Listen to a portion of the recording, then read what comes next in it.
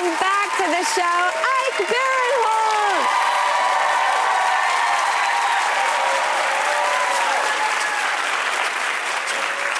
Hello, Ike. How are you? I'm good. I'm getting closer and closer to you guys in person. Last time was a Zoom in my bedroom, and now it's here. The next time, it's going to be there. You guys will smell me. And there will be a next time. This is our second time doing the show together. I love doing the show with you. I'm such a big fan of all of your movies.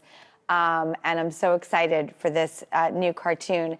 But what did you love about growing up in Chicago? And like, what's a memory from that? I mean, Chicagoans have a very good sense of humor. They like to make fun of people, and they love to get made fun of. You know, like when you goof on someone from Chicago, like someone in New York might punch you. Someone in Chicago's like, yeah, that's true, you got me. But so, you know, comedy kind of flows through there.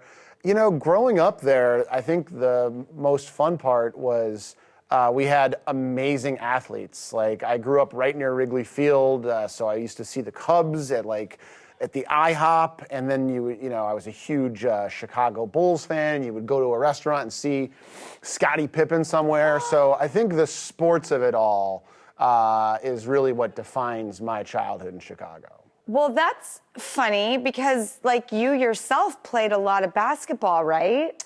We used to play, if you grew up in Chicago in the 90s, you just always had a basketball with you. You would always dribble. And there was this kind of health club where my friends would all play at, and they had games going on. And every day you would go, and it'd be the same group of guys at these games. And there was this one guy who we always would see him, and he was just a really nice, skinny dude. And then, like, 8 years later, he ran for president as Barack Obama and won. So, yeah. So there he is. That's him. And he's really good. But it's funny because he's always kind of like very calm and cool, and he's unflappable. But I remember very well, like one time we were playing and he went up for a shot, and my buddy Dave Stassen fouled him. And President Obama came down and turned to my friend and goes, "Don't you undercut me, kid. I am watching you." And I was like, whoa. So years later, whenever I would see him, I'm like, oh, wow, I've seen that guy get really mad before. Oh, my gosh. I mean, yeah. I can't even believe. But you eventually left Chicago, and you made your way to Los Angeles. Yes. And you had been there for a while, and you had, like, a first audition, right? Yeah. I mean, you move to L.A., and you're like, I'm ready for the big time. I'm ready for stardom. So there's a commercial for Quiznos, and I get there, and I'm so excited. I think I might have, worn like nice slacks. And I remember getting in there, and this director, he kind of looked at us, and he was pitching us as if he was James Cameron pitching Avatar. Right. Like, it was so high concept, and he's like, here's the deal, guys. Quiznos oven toasts their subs. So the concept of this commercial is you're a vegetable or a piece of meat or cheese, and when I yell action, that is the toasting starting to happen. So do whatever inspires you, do some beat poetry or start dancing or do Blue Man Group or improv stuff. And I was like, those aren't really the same, but whatever. And but I did it, and I was an onion. And I remember giving it my all, and I just started kind of like dancing and screaming.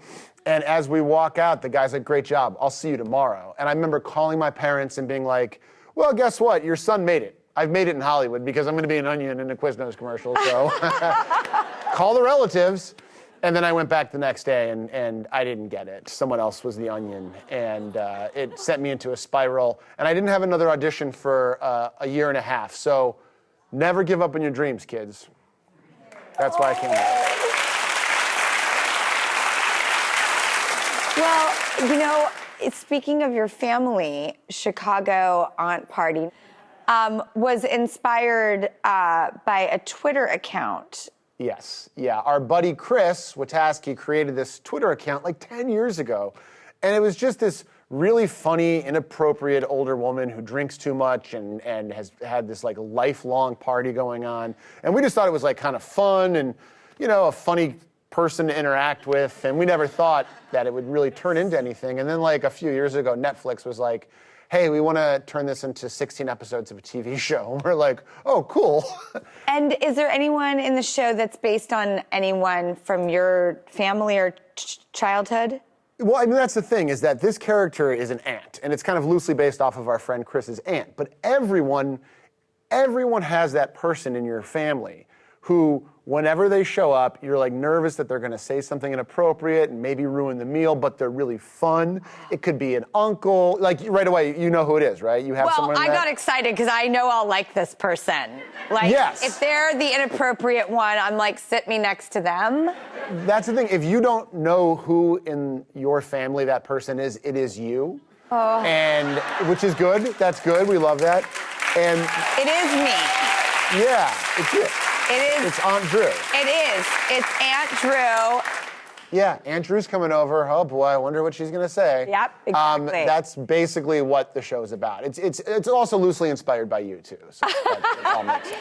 I heard that somebody has something for me. I have no idea what this is. Is this true? It's a little surprise. It was flown in first class about 3 hours ago. It landed. There it is. There it is, right there. Sorry, Angel. I had no idea you were going to be there. So last time I was on your show, I told you that for Thanksgiving I make stuffing with pastrami. So I have sent you my recipe for Thanksgiving stuffing made with pastrami. Oh my gosh, I did not. Look at that, guys. Look at that. Look at that. And I would not stop talking about it because my favorite food is stuffing. And I don't understand why everybody calendars it into like one moment of the year. Stuffing should be 365. We need to open a stuffing-based restaurant in Los Angeles or New York City, where you come in and it's 3 stuffings and a couple daily stuffing specials and a dessert stuffing, and that's the whole restaurant. Right? Legit. Oh my gosh, Ike. Yeah. This is incredible. I will start looking for financiers immediately for our stuffing-themed restaurant. First of all, I would eat there every day. We're doing it. And everyone in the audience, you're all invited to the opening night. We're doing it. It's happening.